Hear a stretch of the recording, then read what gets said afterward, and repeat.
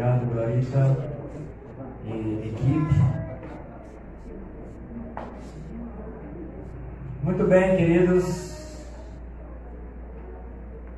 Agora é o momento que Deus também quer nos abençoar, né?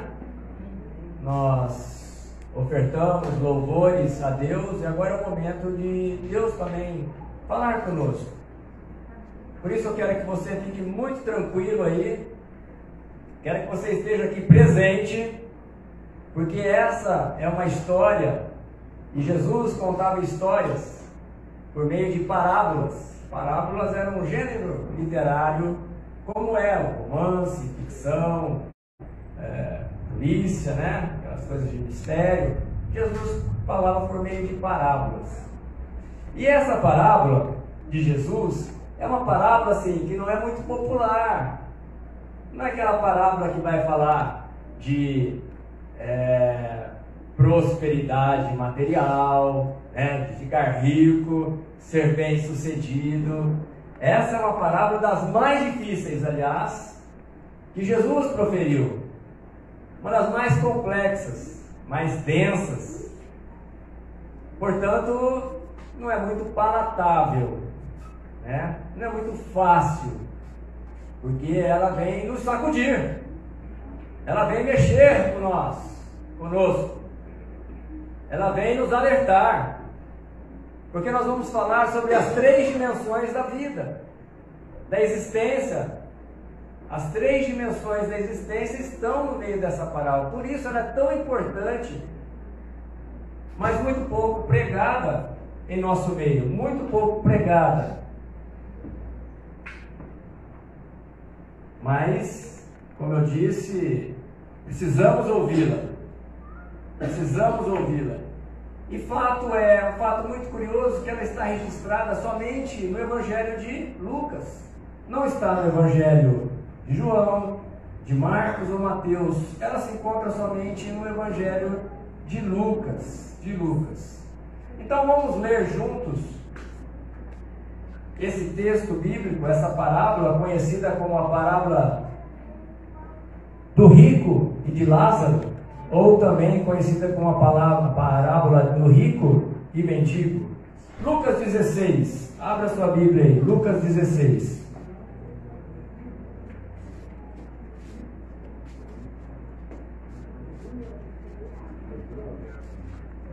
Lucas 16, a partir do verso de número 19. Depois mantenha a sua Bíblia aberta, que nós vamos visitá-la aí várias vezes durante esta exposição. Então, a partir do verso 19, capítulo 16, diz assim: havia um homem rico que se vestia de púrpura e de linho fino e vivia no luxo todos os dias. Diante do seu portão fora deixado um mendigo chamado Lázaro, coberto de chagas. Este ansiava comer o que caía da mesa do rico. Até os cães, cachorros, vinham lamber suas feridas. Acontece que chegou o dia em que o mendigo morreu, e os anjos o levaram para junto de Abraão. O rico também morreu e foi sepultado. No Hades, onde estava sendo atormentado, ele olhou para cima e viu Abraão de longe com Lázaro ao seu lado. Então chamou: Pai Abraão, tem misericórdia de mim e manda que Lázaro molhe a ponta do dedo na água e refresque a minha língua, porque estou sofrendo muito neste fogo. Mas Abraão respondeu: Filho, lembre-se de que durante a sua vida você recebeu coisas boas, enquanto que Lázaro recebeu coisas más. Agora, porém, ele está sendo consolado aqui e você está em sofrimento. E além disso, entre vocês e nós há um grande abismo, de forma que os que desejam passar do nosso lado para o seu, ou do seu lado para o nosso, não conseguem. Ele respondeu: então eu te suplico, Pai, manda Lázaro ir à casa de meu pai, pois tenho 5 irmãos, deixa que ele os avise, a fim de que eles não venham também para este lugar de tormento. Abraão respondeu: eles têm Moisés e os profetas, que os ouçam. Não, pai Abraão, disse ele, mas se alguém dentre os mortos fosse até eles se arrependeriam. Versículo 31, Abraão respondeu: se não ouvem a Moisés e aos profetas, tampouco se deixarão convencer, ainda que ressuscite alguém dentre os mortos. Vamos orar um instantezinho? Fecha teus olhos.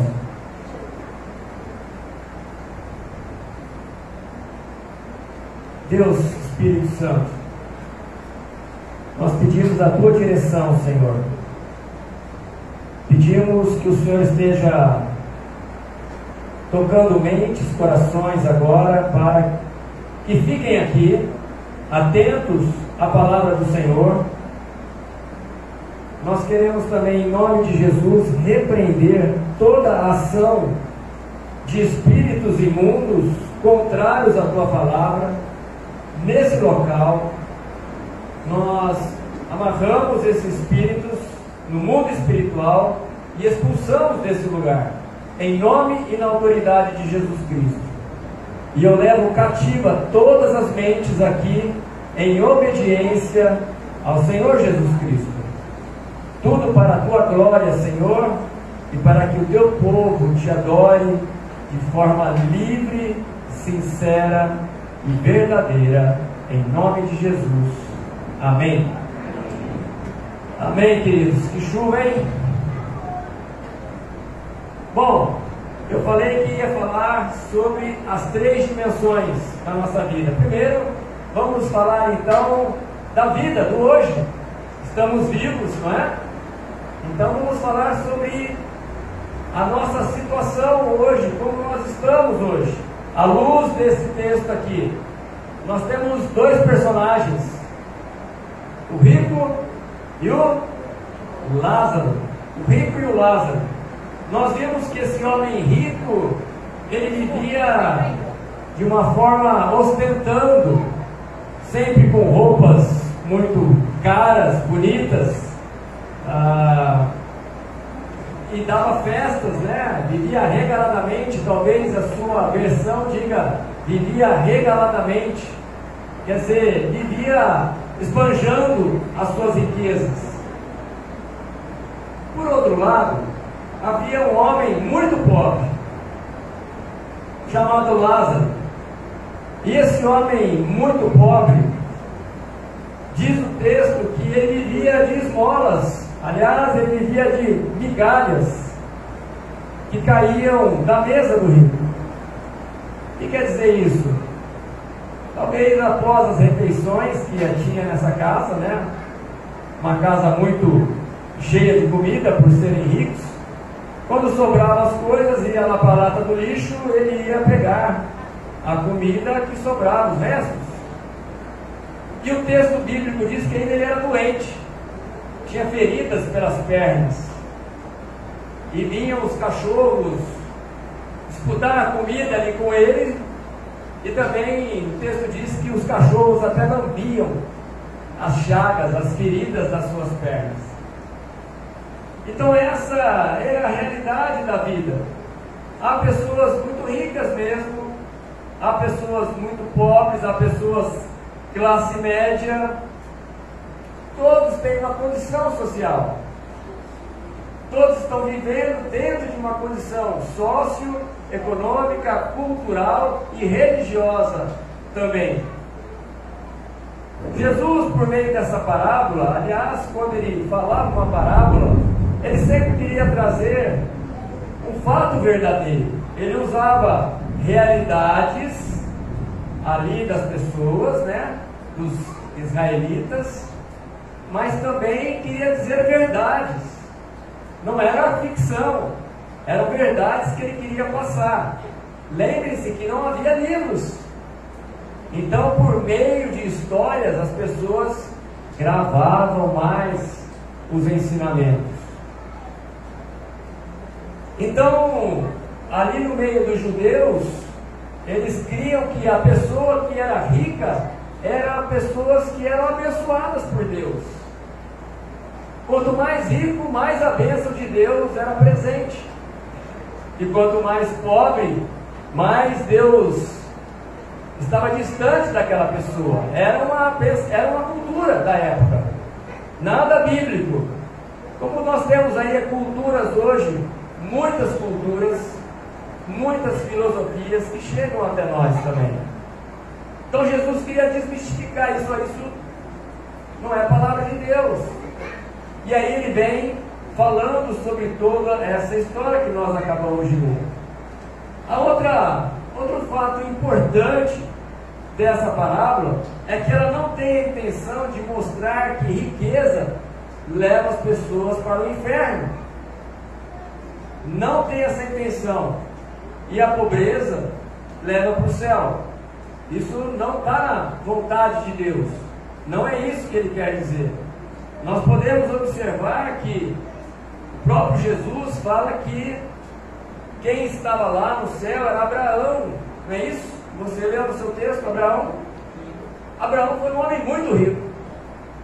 Lá no Gênesis, no primeiro livro da Bíblia, capítulo 12, versículo 3, diz que Abraão era um homem de muitas posses, muitos rebanhos, muitos empregados, significando que era um homem muito acima da média na questão econômica. Então isso não é verdade. Não são as obras que levam as pessoas para o céu. Infelizmente muitos pensam assim, que quem é rico aqui vai para o inferno e quem é pobre, por ser pobre, vai para o céu. Não são as obras que fazem com que uma pessoa seja salva, mas sim o arrependimento delas. O arrependimento. No versículo 30, dá uma olhadinha no versículo 30. O que é que rico pede para Lázaro? Que ele mande alguém lá para que os seus 5 irmãos se... O que diz lá? Olha aí na tua Bíblia, versículo 30. Para que os meus irmãos se arrependam. Arrependam. O rico então pede para que um morto ressuscite para falar para os seus irmãos, para que eles se arrependam. Infelizmente, foi só ali, naquele local de tormento, chamado Hades ou chamado Inferno, é que esse homem foi saber, foi descobrir que para sair daquele lugar, para evitar ir para aquele lugar, nós precisamos nos arrepender. Precisamos nos arrepender para escapar do inferno, escapar do lugar de tormento, escapar da condenação das nossas almas. Somente a entrega verdadeira do coração a Deus é que pode livrar alguém do inferno, que pode trazer a salvação. E nós sabemos lá, dito por Paulo, na carta aos Efésios, capítulo 2, versículos 8 e 9, que nós somos salvos pela graça, mediante a fé. E isso não vem de vós, é dom de Deus, para que ninguém se glorie, para que ninguém se glorie. Somente quando alguém recebe a graça de Deus e vive um arrependimento verdadeiro, é que pode ser salvo. E essa é a lição mais importante do começo dessa parábola. Para um bom entendimento dessa parábola, nós precisamos entender isso. Que não são as obras que vai levar alguém para o céu, ou a falta delas que vai levar alguém para o inferno. Não é isso. Quando se erra na compreensão desse texto, nesse texto, desse conceito que eu estou dizendo, você erra toda a parábola. Você compromete todo o entendimento dessa parábola. Daí muitas doutrinas heréticas, muitas religiões tem firmado as suas doutrinas do pós-morte de forma errônea, de forma equivocada, e muitos estão sendo guiados por essas doutrinas erradas. Muitos, infelizmente, muitos estão entrando por caminhos que não vão levar a Deus, por falta de entendimento, por falta de conhecimento da palavra de Deus. Portanto, irmãos, no céu haverá ricos, no inferno também haverá ricos, no céu haverá pobres e no inferno também haverá pobres. Então nós desmistificamos isso, que riqueza não é coisa de Deus. O texto não condena de forma alguma as riquezas. O que o texto condena é a falta do amor a Deus e do amor às pessoas. Porque aquele rico, ele poderia ter ajudado, poderia ter dado condições para que aquele mendigo pudesse sair daquela condição. E isso é uma coisa muito importante para mim e para você, principalmente para aquelas pessoas que estão sendo bem-sucedidas na vida. Porque à medida que você começa a receber dinheiro, a ganhar mais dinheiro e ser bem-sucedido na sua profissão, você começa a colocar a sua segurança naquilo, você começa a colocar a sua confiança no seu potencial, no seu trabalho, no eu faço, eu ganho, é a minha experiência, é o meu conhecimento, é a minha sabedoria, e nós começamos a deixar Deus de lado. Esquecemos que é Deus quem nos dá as condições de todas as coisas. Por isso, muito cuidado. Se você está recebendo grandes coisas de Deus, muito cuidado para não colocar a sua confiança nas riquezas. Um pouquinho antes, nesse mesmo texto, no versículo 13, Jesus mesmo diz aos fariseus, aos religiosos da época: olha, vocês não podem servir a dois deuses. Ou vocês servem a Deus, ou vocês servem as riquezas. Porque vocês há de amar um e aborrecer ao outro. Então isso é uma coisa muito perigosa também, né? Não que riqueza seja uma coisa que não seja de Deus, que Deus não se agrada. Deus se agrada sim, contanto que você use a sua riqueza para abençoar as pessoas. Para abençoar as pessoas. As duas perguntinhas que eu gosto de fazer para te confrontar, para te provocar: que estilo de vida que nós estamos vivendo hoje? Qual é o seu estilo de vida? Talvez você lembre daquela fala de Jesus, dos maiores mandamentos: amar a Deus acima de todas as coisas e amar ao próximo como a ti mesmo. Talvez nessa equação do amor, você ama a Deus, né? Mas Deus está ali, no lugarzinho dele. Você ama o próximo também, mas está lá. E você ama muito a si mesmo. Será que nessa equação do amor, o seu egoísmo, o seu ego está mais alto? Você está amando muito a si mesmo em detrimento do amor a Deus, que vem em primeiro lugar, e do amor ao próximo? Reflita sobre isso nessa noite ainda. Seu modo de viver lhe fornece a correta preparação para a morte? Seu modo, seu estilo de vida lhe diz que você está preparado para morrer? Porque essa é a segunda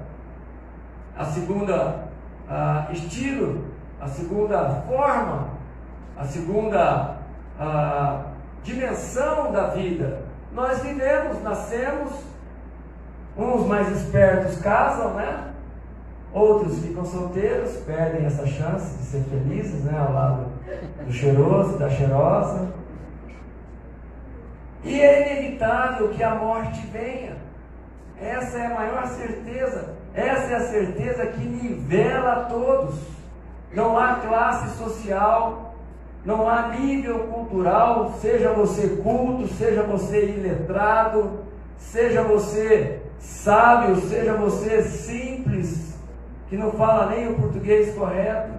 A morte vem para todos. E a morte chegou para um e para o outro do nosso texto. A morte chegou e diz o texto no versículo 22, morreu o mendigo e foi levado para o seio de Abraão, ou seja, foi levado para o céu, né? Pelos anjos. Não foi o seu corpo que foi levado, o seu corpo ficou, ele é que foi levado pelos anjos. E morreu também o rico e foi sepultado, né? Pela condição que os dois tinham, o rico deve ter tido aquele velório, né? Tipo ser enterrado na Rio Preto, no cemitério Jardim da Paz, né? Um cemitério bacana, bonito, né? Sem aquela coisa que assusta, né? Um jardim bonito, muitas flores, muitas coroas de flores deve ter tido no velório daquele rico. Enquanto que aquele mendigo, se você conhece a história um pouco bíblica, a gente sabe, a gente tem uma ideia de que os próprios cães foram quem sepultaram aquele mendigo. Os próprios cães foram os autores então do sepultamento daquele Lázaro, o mendigo. Então, irmãos, a morte sela o destino final de todos nós. O destino final. E nós nunca sabemos quando ela vai chegar. O que nós podemos fazer é nos preparar para o dia que virá a morte. E por isso que esse é um texto muito difícil de falar, porque ninguém quer morrer. Todos que são verdadeiramente, genuinamente convertidos, sabem que vão para o seio de Abraão, mas ninguém quer morrer. O céu pode esperar, não é assim? Mas essa é uma realidade da vida e nós nunca sabemos quando vai cantar nossa senha. Mas temos que pensar nisso. E hoje é o dia de pensar sobre isso. Se você veio aqui, você precisa ouvir essa palavra. Você não veio aqui ao acaso. Você veio porque Deus pediu, mandou e determinou, e você atendeu para ouvir essa palavra. Infelizmente, aquele homem rico, ele veio a entender lá no inferno que a morte sela o destino final. Só lá ele veio a ter essa clareza de entendimento. Então, meus irmãos, o fato é que a morte vai chegar um dia e todos nós, e o nosso destino final será a eternidade. Algo que os filósofos de toda a história, filósofos gregos, romanos, todos que querem saber, todos escreviam, pensavam a respeito da vida após morte.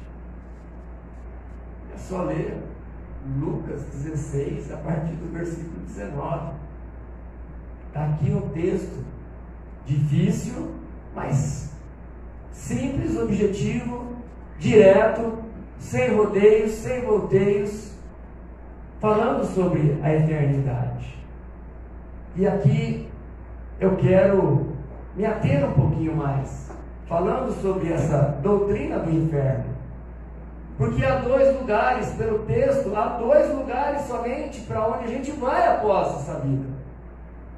Após a morte, há dois lugares, não há lugares. Jesus, dizendo aos apóstolos que ele haveria de partir, ele disse: vou preparar-vos lugar. Na casa de meu pai há muitas moradas. Jesus não disse: eu vou preparar-vos lugares. Ele disse: eu vou preparar-vos um lugar para os discípulos. E lá naquele lugar há muitas moradas. Ou seja, há lugar para todos aqueles que me seguem, que se arrependeram em mim. Realmente, o lugar de tormento chama-se inferno. E não há como ficar fazendo volteios, né? Dizer palavras agradáveis. É um lugar de tormento. Quando a Bíblia, e Jesus, aliás, foi quem mais falou de inferno de todos os discípulos. Quando há referências a inferno, é lugar de sofrimento, é lugar de calor, de chamas, de enxofre, de cheiro forte. E nós vimos aqui por esse texto também, aonde o rico pediu para Abraão, para Deus, que permitisse que Lázaro só molhasse o seu dedo e colocasse na sua língua para refrescar a sua língua. Imagina a forma de Jesus dizer isso, né? E as pessoas que estão ouvindo ali molharam o dedo. Será que um dedo molhado pode refrescar uma língua? Agora imagine se o rico estava dizendo isso, como deve ser um local quente, de tormento mesmo, que somente um dedo umedecido poderia refrescar um pouco, trazer um pouco de alívio. Então nós temos dois lugares: lugar de consolo, de alívio, e aliás, todo o sofrimento que você pode ter tido nessa vida, um segundo junto ao seio de Abraão, você está consolado por tudo que você passou aqui nessa terra. Um minuto sequer ao lado de Deus, você já está consolado de todas as suas dores, o seu sofrimento, suas dificuldades nessa vida. A parábola também mostra que não há outro lugar. Não há outro lugar, não há lugares intermediários. Não há dimensões para você evoluir, né? De um lugar ruim, de repente é outro nível, um lugarzinho melhor, outro nível, um lugarzinho melhor ainda, até chegar à luz. Não tem isso. Por isso, todo ensinamento a respeito de evolução não é bíblico, não tem sustentação nesse texto. Não há lugar de purgatório, de purgar os seus pecados, para que depois você possa melhorar e ir para outra dimensão, talvez o céu. O texto é claro, irmãos, amigos. Só há dois lugares: um lugar de tormento e um lugar de consolo, de paz, de gozo.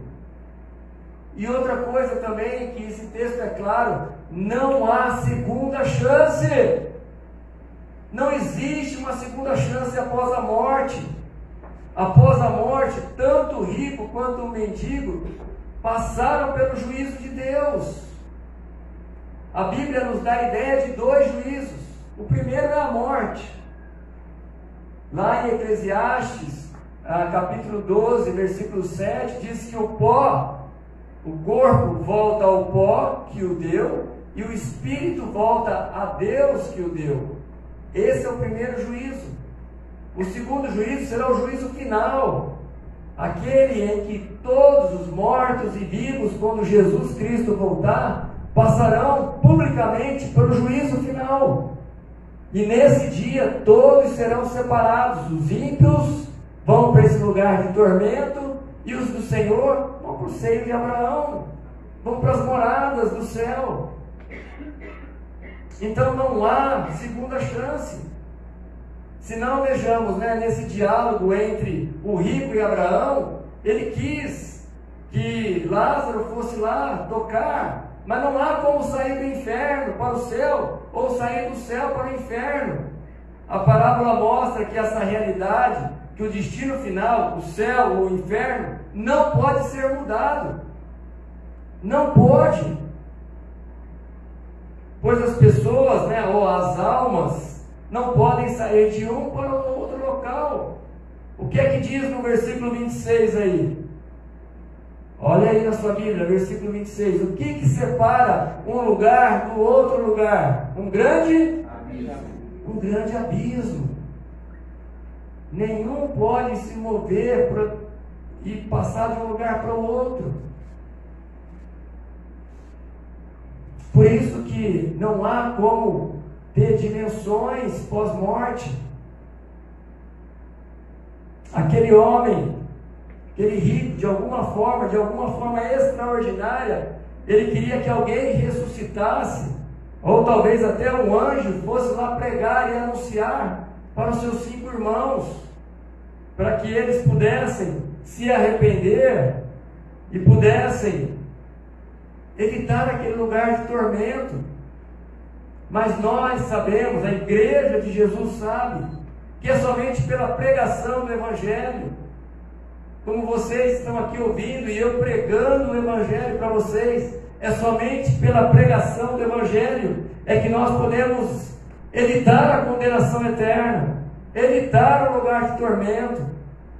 Não é pelas obras, não são pelas obras, porque Paulo falou isso, e se Paulo falou, é Deus que falou. Porque pelas obras eu busco a minha glória e não a glória de Deus. E essa verdade, meus irmãos, reforça ainda mais que a oportunidade de definir a nossa eternidade é hoje. É hoje. Hoje.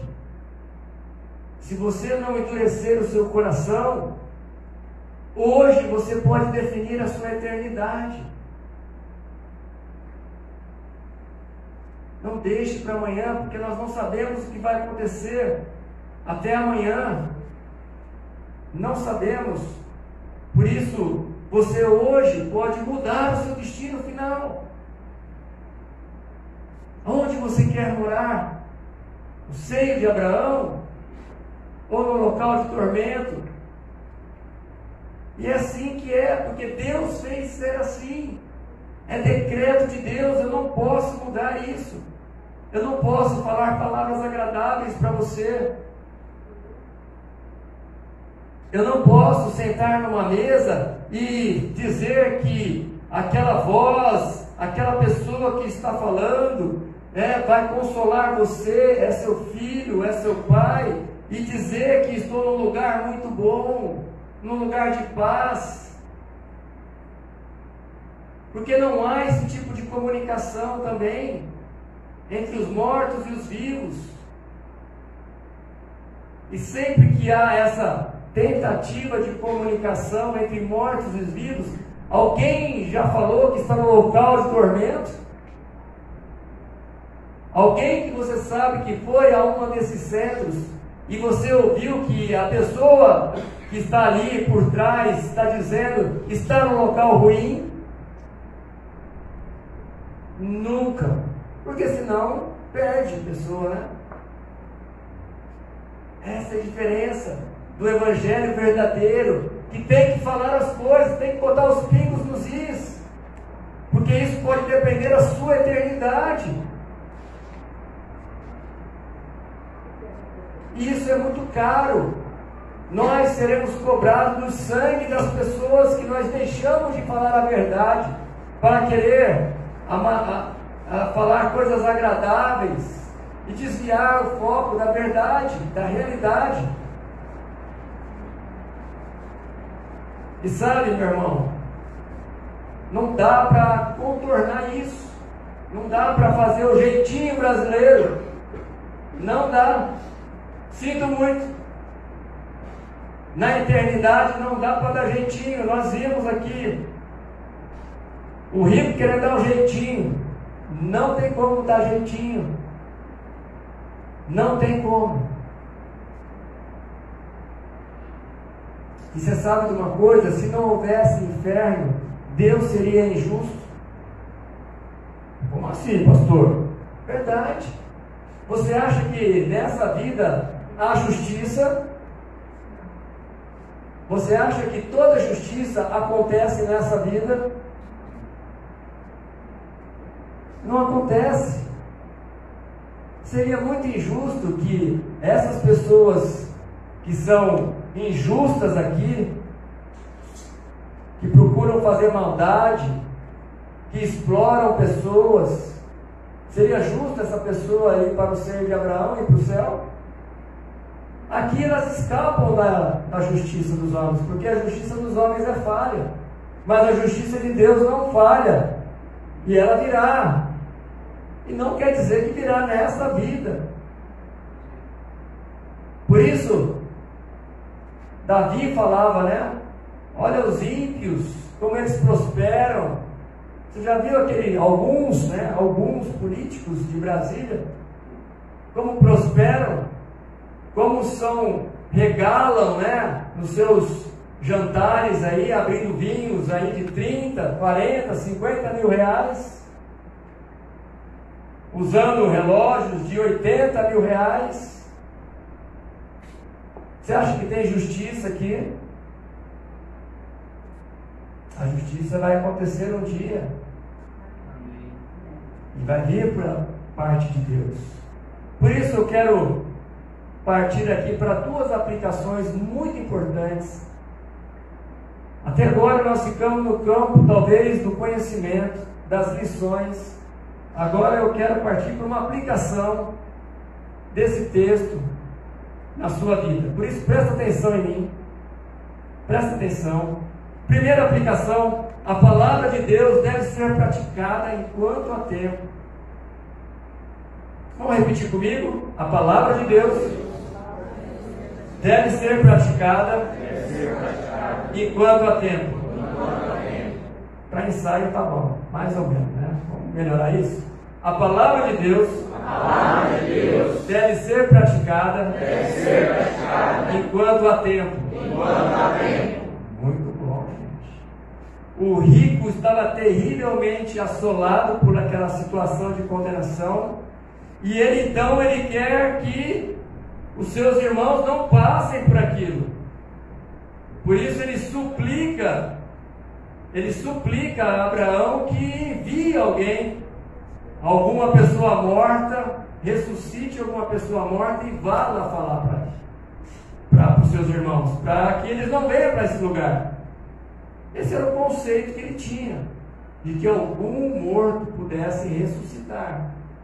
Não que isso fosse verdade, a verdade bíblica, né? Porque não existe comunicação entre mortos, entre espíritos e quem está vivo. Então Abraão traz uma lição muito importante. Abraão, porém, lhe respondeu assim, versículo 31: se não ouvem a Moisés e aos profetas, tampouco se deixarão persuadir, ainda que ressuscite alguém dentre os mortos. Portanto, Abraão deixa claro que na terra eles têm todas as oportunidades de arrependimento. Todas as oportunidades. E olha, pessoas de coração endurecidos, mesmo que vejam sinais e maravilhas da parte de Deus, não vão crer em Deus. Mesmo vendo o poder de Deus, milagres acontecendo, isso não significa que as pessoas vão crer em Deus. Porque nós, utilizando aqui um xará dessa parábola, o Lázaro, irmão de Marta e Maria, quando Jesus, lá no Evangelho de João, capítulo 4, fala que quando Jesus entrou em Betânia, na cidade deles, foi visitar os irmãos. E os fariseus já estavam planejando matar Jesus. E sabe o que eles disseram lá no versículo 4? Vamos matar Jesus e a Lázaro também. E o que tinha acontecido com Lázaro algum tempo atrás? Ele havia morrido, depois de 4 dias Jesus chegou e ressuscitou. Não era para aqueles homens crerem. Um homem morto há 4 dias, isso com muitas testemunhas, e ressuscitar. Era para aqueles fariseus religiosos. E por fariseus, entenda todas as religiões que nós temos aqui, o leque de religiões que nós temos no Brasil. Muitos fariseus, não era para crer, Jesus apareceu para os apóstolos e o texto bíblico diz que ele apareceu para 500 pessoas. Mesmo assim, eles não creram em Jesus. O Jesus ressuscitado, que venceu a morte, e ainda assim não creram.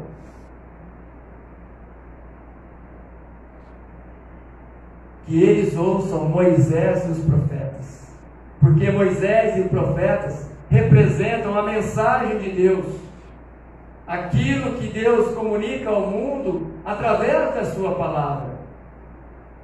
Os homens precisam dar atenção a ela, pois ela é verdadeira, e tudo nela, tudo na palavra de Deus se cumprirá. Nada deixará de ser cumprido na palavra de Deus.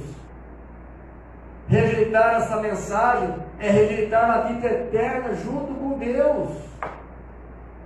Se você rejeitar alguma coisa deste texto, você está rejeitando a vida eterna com Deus. Isso é sério. Eu não sei qual é o seu conjunto de crenças, meu querido. Eu não sei qual é o seu conjunto de crenças, a sua história religiosa. Mas se você não crer assim, como diz esse texto, eu sinto te dizer, se você não mudar a sua convicção a respeito da verdade bíblica, o seu destino está complicado. O seu destino está complicado. Por isso essa parábola é um alerta, é um chamado de Deus para você repensar urgentemente como encaramos a palavra de Deus e o próprio Deus. Como você encara Deus na sua vida? Será que Deus é só uma ficção para você? Será que Deus é aquele velho que está sentado lá no seu trono, com aquela barba branca, com uma cara franzida, de bravo, esperando você fazer alguma coisa errada para te castigar? Será que é essa a sua ideia de Deus? Será que você tem até estilo de crente, de evangelho? Você tem Bíblia, você vem domingo na igreja, mas será que você é verdadeiramente um discípulo de Cristo? Será que você é verdadeiramente uma discípula de Cristo? A segunda aplicação é: a palavra de Deus deve ser pregada enquanto há tempo. A primeira foi praticada, e a segunda é pregada. Vamos repetir? A palavra de Deus, deve ser pregada, enquanto há tempo. A palavra de Deus, deve ser pregada, enquanto há tempo. Irmãos, a preocupação, aliás, foi o que mais me chamou a atenção nesse texto. Foi até um link com a pregação do pastor Tiago de outro dia. Foi que lá no inferno, lá naquele lugar de tormento, aquele rico, ou a alma dele, estava preocupada com os irmãos dele. Estava preocupado com os seus irmãos, com as pessoas da sua família. Isso é muito sério. Olha para alguém da sua família aqui. Se tem alguém da sua família, olha no rosto dele, no rosto dela. Onde você quer que essa pessoa passe a eternidade? Agora pensa numa pessoa que talvez ficou na sua casa, que você ama muito. Seu pai, sua mãe, seu irmão, seu filho, sua filha. Você ama muito ele, não é? Ama? Sim. Pregue a palavra para ele. Pregue a palavra para ele. Ensine a palavra para ele. Insista em falar da palavra de Deus para ele. Em tempo e fora de tempo, de dia e de noite, ou seja, sempre fale da palavra de Deus. Não perca oportunidades. Não desperdice oportunidades. Não se distraia com os cuidados deste mundo, em busca de riqueza, em busca daquilo que é material, porque lá ninguém levou nada. O rico não levou nada. O pobre, coitado, não tinha nada para levar mesmo, né? Pelo menos lá ele estava curado, né? Não tinha mais as feridas na perna. Mas o rico que tinha tudo aqui nessa terra, lá não tinha nada. Lá ele não tinha nada mais. Por isso, se preocupe com vidas. Se preocupe principalmente com as vidas que estão na tua casa. Sabe? Às vezes você fala, poxa, mas eu falo para ele, eu falo para ela, pastor. Mas ele é cabeção, ela é cabeçona. Continua falando. Continua insistindo. Sabe, os discípulos, lá no Evangelho de João também, eu gosto muito do Evangelho de João, vocês sabem disso. Leiam o Evangelho de João. Os discípulos estavam falando com Jesus, Jesus está falando para os discípulos, olha lá o algodão, né? Olha aquela plantação. E os discípulos falaram, né? Daqui a 4 meses vai estar no tempo da colheita. E Jesus falou, não, olha, levanta os seus olhos e veja que os campos, né, já estão brancos, prontos para a colheita. Os campos estão prontos para a colheita, eles estão brancos. Nós passamos por uma pandemia onde muitas pessoas viram a morte de perto. Nós verdadeiramente ficamos pressionados e impressionados, porque o nosso maior bem é a vida. Mas muitas pessoas ainda nem assim caíram a ficha.